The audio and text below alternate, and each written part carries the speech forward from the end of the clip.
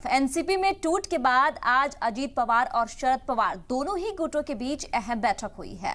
जहां एक तरफ अजीत खेमे से 31 अरकानी असेंबली पहुंचे तो वहीं दूसरी तरफ शरद पवार खेमे से 15 से ज्यादा अरकानी असेंबली शामिल हुए हैं।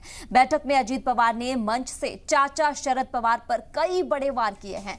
अजीत पवार ने कहा है कि शरद पवार 82 साल के हो चुके हैं, कभी रुकेंगे या नहीं।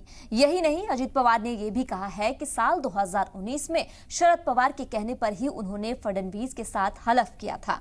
उन्होंने पीएम मोदी की तारीफ करते हुए कहा कि मुल्क में मोदी का करिश्मा चल रहा है, मोदी के अलावा कोई और नहीं, ऐसे में अलग रुख क्यों अपनाया जाए।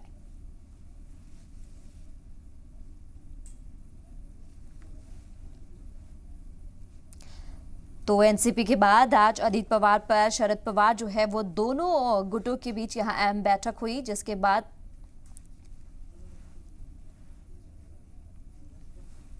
मी कधी महाराष्ट्राला खोटं बोलणार नाही। खोटं बोललो तर पवारांची औलाद सांगणार नाही।